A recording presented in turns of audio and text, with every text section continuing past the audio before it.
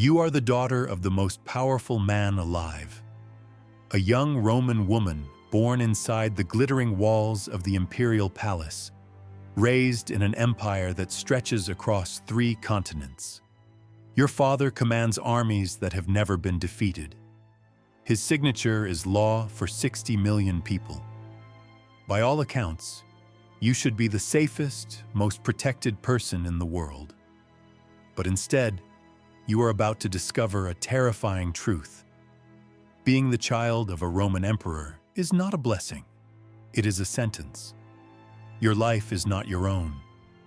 Your body, your children, even the air you breathe belong to the empire.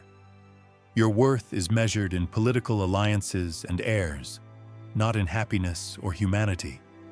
And when you dare to live as a person instead of a symbol, your father, the man who once cradled you in his arms, will unleash a cruelty so calculated, so precise, that Rome's enemies themselves would shudder to face it.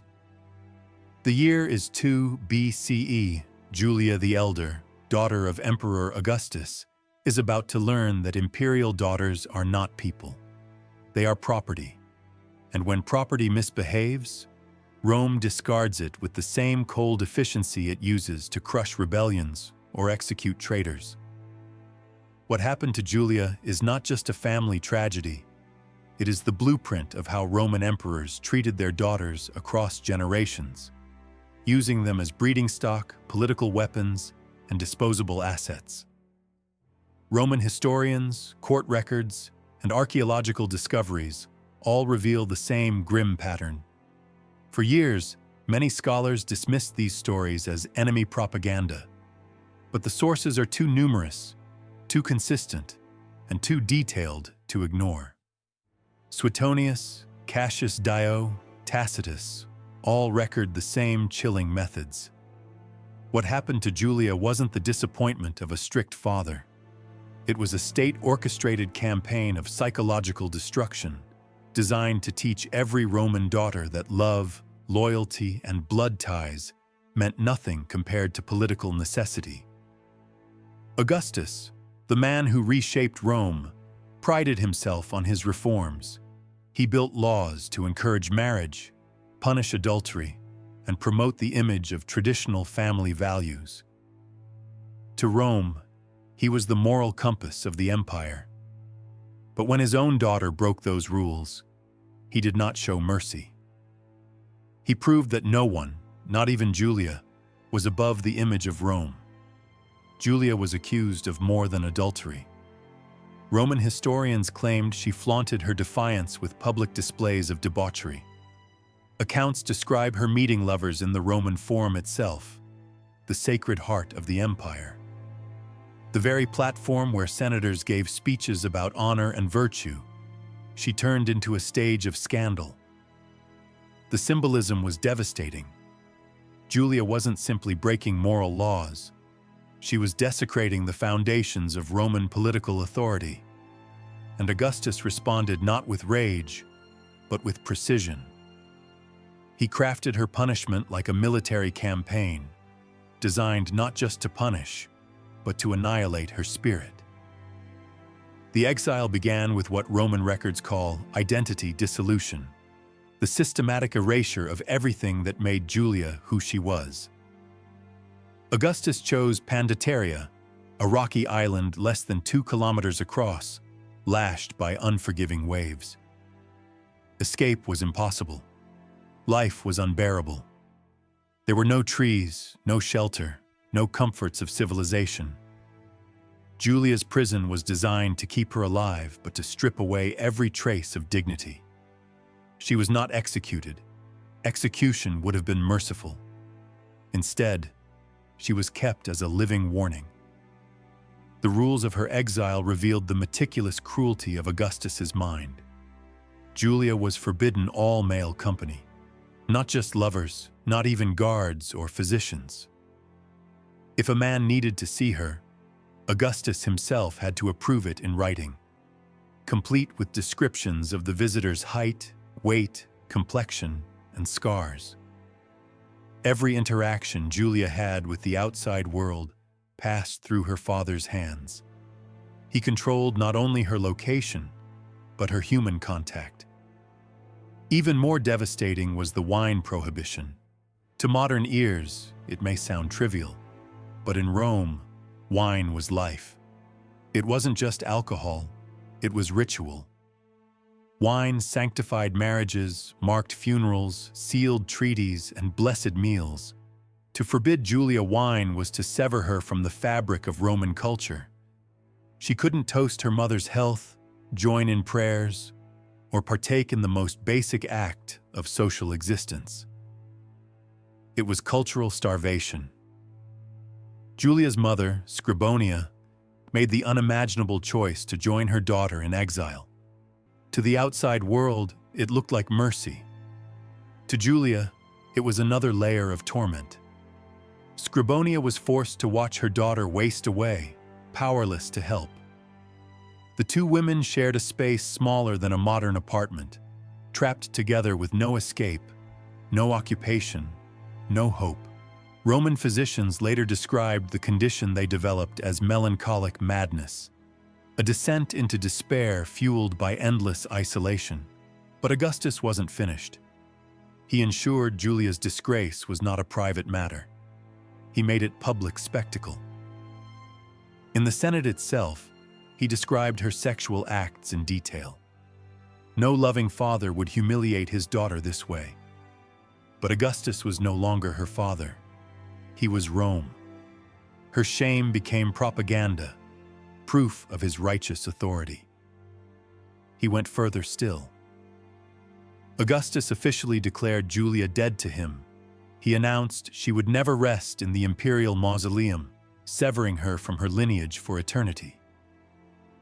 In Roman belief, proper burial was the passage to the afterlife. By denying her this, Augustus condemned Julia to spiritual exile as well. If Julia thought her punishment would fall only on her, she was wrong. Augustus hunted her lovers with the same methodical brutality.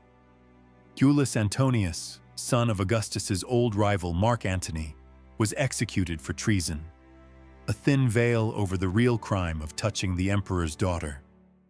Others were exiled to separate islands, scattered like pieces of a shattered life, ensuring Julia would never again see a face that once brought her joy. The message was clear to every Roman family. Imperial daughters were not wives, mothers, or women. They were political assets. They had no right to choice, no claim to happiness, no independence. After 5 years of torment on Pandateria, Augustus moved Julia to Rhegium on the Italian mainland. Some might have seen this as mercy, but in truth, it was another prison. She was given a small allowance, allowed to walk the streets, but under constant surveillance. Citizens could see her, but they could not speak to her. Julia became a living ghost, present but untouchable, a symbol of warning for every Roman woman who might dream of freedom. Locals whispered that she would stand at the harbor for hours, staring at the ships, perhaps hoping one would carry her back to Rome. But Augustus had made his decree. Fire would sooner mix with water than Julia would ever return to the capital. And so she remained, a breathing cautionary tale, stripped of everything except her suffering. Julia's destruction was not an isolated act. It became the template for how Roman emperors dealt with rebellious women in their families. Public humiliation, isolation, psychological torment, repeated like ritual sacrifice across generations. Imperial daughters quickly learned that their father's love was conditional. They were cherished only as long as they were politically useful. The moment they stepped outside that narrow role, they were broken like enemy soldiers. When Augustus died in 14 CE, Julia must have clung to hope. Her former husband, Tiberius, had once pleaded for leniency during her trial. Surely now, as emperor, he might show mercy, but she was wrong. Tiberius had played the long game, As soon as power was his, he cut off Julia's allowance, stripped her of visitors, and forbade her from leaving her home. It was not enough to keep her in exile. He starved her into silence. The man who once shared her bed became her executioner. He claimed Augustus had made no provisions for her support. Within months, Julia was dead. 16 years of exile, humiliation, and deprivation ended not with freedom, but with starvation. Her crime? Daring to live as a woman instead of a political instrument. Julia's death did not end the imperial war on daughters.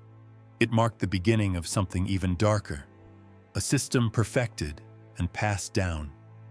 In 8 CE, Julia the Younger, her own daughter, was accused of adultery and exiled to another barren island. The charges may have been fabricated to remove her from a conspiracy involving her husband. But truth didn't matter. In the empire, accusation was guilt. Imperial daughters were punished not for what they did, but for who they were. Property of the state, tools of dynastic survival. And if they became inconvenient, they were discarded. For centuries, scholars believed these women accepted their fates without resistance. But archaeology tells a different story. Excavations at imperial estates have uncovered scratched messages on walls, hidden letters tucked into plaster, and small personal objects buried in secret corners. These fragments whisper of defiance. In 1987, inside the wall of a Roman villa, archaeologists discovered a letter written by an imperial daughter whose name had been deliberately erased from the records. The words still echo across time. I write this knowing no one may ever read it. But I must record that I was once a person with dreams and hopes. They have taken my name, my children, my freedom. But they cannot take the truth that I lived and loved and deserved more than this cage they built around me. Chemical analysis dated the letter to the 1st century CE, during the reign of Augustus or Tiberius. This means multiple women, across generations, were enduring the same fate, broken by the system their fathers ruled. The cruelty didn't stop at exile. Court records show that emperors weaponized children themselves. Grandchildren were ripped from their mothers' arms, raised by other family members, and told their mothers were dead or had abandoned them. It was psychological warfare across generations. Daughters lost their children, and children grew up believing their mothers had betrayed them. Family bonds shattered not by accident, but by design. This wasn't punishment. It was control. The cycle reached its most horrifying form with Agrippina the Elder and her daughter Agrippina the Younger. The younger Agrippina endured unspeakable torment at the hands of her own brother, Emperor Caligula. He elevated her to public prominence while subjecting her to sexual abuse in private. She was forced to smile through ceremonies that celebrated her own humiliation, to show gratitude for the honor of serving her brother's desires. It was psychological torture dressed in ceremony. Later, as mother of Emperor Nero, Agrippina repeated the cycle. She had absorbed the lesson Rome taught its daughters: survive by wielding the same weapons used against you. She manipulated Nero with the same techniques of control and humiliation that had once destroyed her. But power could not save her. Nero eventually ordered her execution, ensuring that the empire's daughters never forgot. They existed only at the pleasure of men. Roman physicians began documenting a condition they called hereditary melancholy. They observed it most often in imperial daughters. Symptoms included loss of speech, compulsive behavior, and what we now recognize as dissociation. Generation after generation, women raised in palaces of marble lived with fractured minds, not because of disease, but because of trauma carefully engineered by their own families. And it was not accidental. it was policy. Recently discovered household manuals reveal how systematic this cruelty became. These were not personal whims of sadistic fathers. They were protocols. Staff were given written instructions on how to manage imperial daughters, detailing everything from suicide prevention to ways of turning their psychological decline into entertainment for visiting dignitaries. One section titled "Optimal Psychological Pressure" recommended alternating periods of hope and despair. Daughters would be given brief moments of better treatment, more food, more freedom, only to have it ripped away without warning. The unpredictability ensured they never developed coping mechanisms. Their spirits broke faster that way. These manuals treated human suffering with the same cold detachment used to manage livestock. Daughters were no longer family. They were state property under constant experimentation.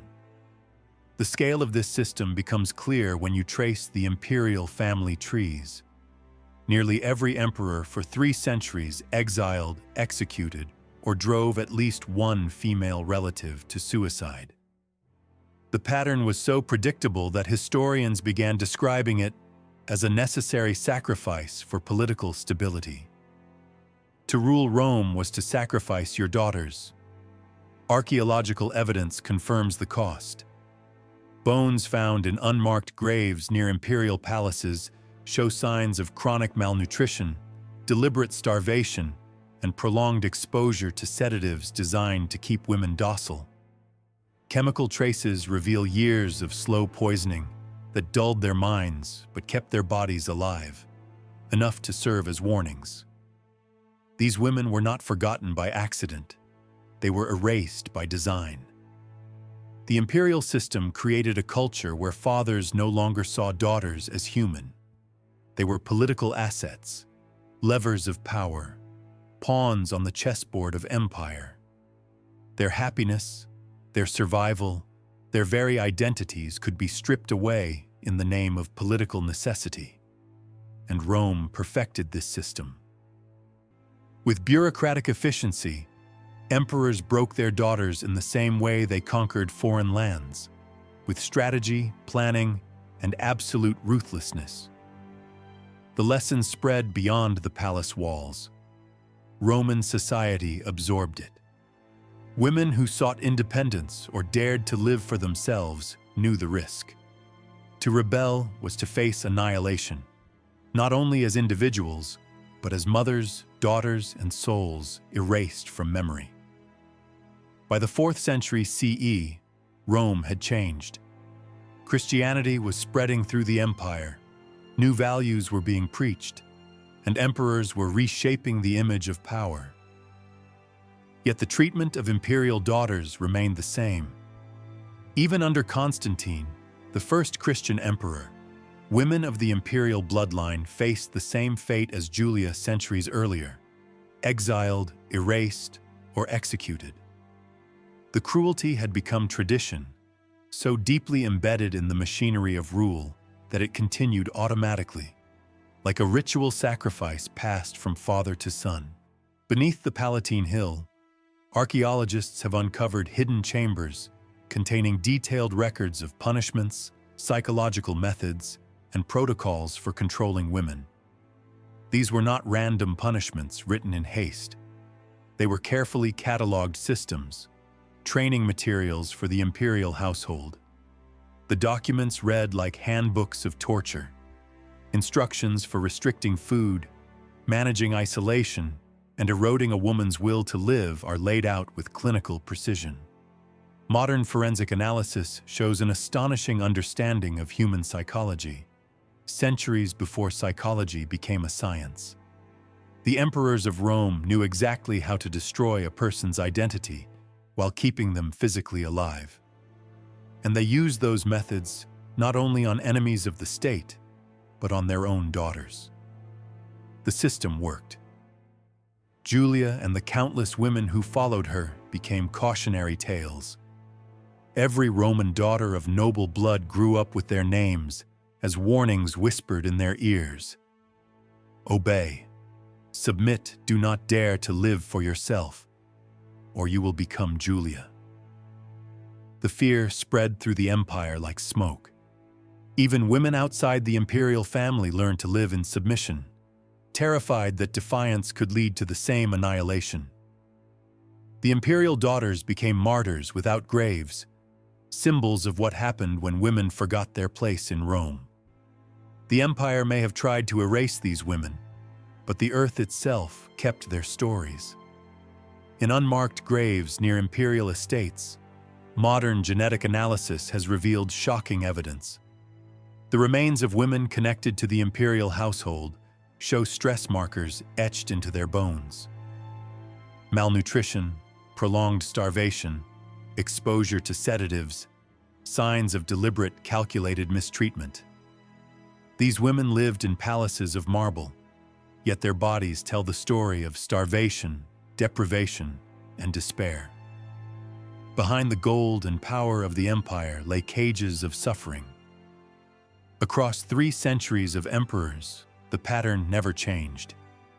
Daughters were humiliated, exiled, manipulated, or executed. The methods may have varied, but the outcome was always the same. Broken women, erased from memory, sacrificed to the stability of Rome. Historians began to accept this as normal, even necessary. The destruction of daughters was recorded in the same breath as military victories, as if family annihilation were simply another tool of empire. And in many ways, it was. The most chilling truth is not just that Roman emperors destroyed their daughters. It's that they did so with the same care, planning, and efficiency they used to govern the empire. To them, their daughters were not family. They were state property. Their bodies were political currency. Their lives were expendable. This was not random cruelty or madness. It was a system of control. State-sponsored psychological warfare carried out within the walls of the family itself. The empire did not just conquer foreign lands. It conquered the souls of its own daughters. The cycle of abuse left deep scars, passed down through generations. Daughters deprived of children, children raised without mothers, families broken from within. Roman physicians documented the mental toll: dissociation, compulsions, silence, despair. What they called hereditary melancholy was in truth generational trauma, an unending wound carved into the bloodline of Rome. Some women, like Agrippina the Younger, learned to survive by becoming what Rome demanded. They used manipulation, cruelty, and control as weapons, but even they could not escape. In the end, Rome consumed them too. The greatest horror is that the system was effective. For centuries, women across the empire lived in submission, terrified of Julia's fate.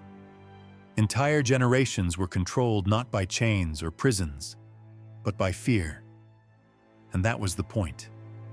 The emperors of Rome didn't just want obedience.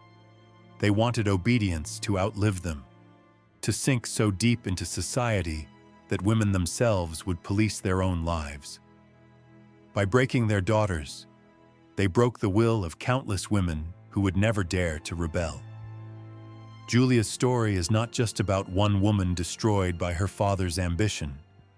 It is the story of countless women silenced, erased, and turned into cautionary tales. It is proof of how power corrupts the most sacred bonds, how fathers became executioners, and how daughters became sacrifices to empire. Even today, her story resonates. It reveals how absolute power twists love into control, family into tyranny, and daughters into property.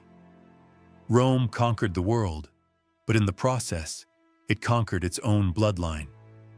Imagine Julia, standing at the harbor in Rhegium, once the jewel of the empire, once Rome's beloved daughter, now a ghost. She stares at ships that will never carry her home, watches waves that will never deliver freedom. Her father's decree still rings in the air. Fire will sooner mix with water than Julia will set foot in Rome again. She is alive, but already erased. A woman who dared to live as more than a symbol, punished with the precision of a general crushing an enemy. And she is not alone. For centuries, Rome's daughters would follow her into the same golden cages, the same lonely exiles, the same unmarked graves. The empire built on conquest also built its power on the suffering of its own women, and it crushed them with the same cold precision it used to rule the world.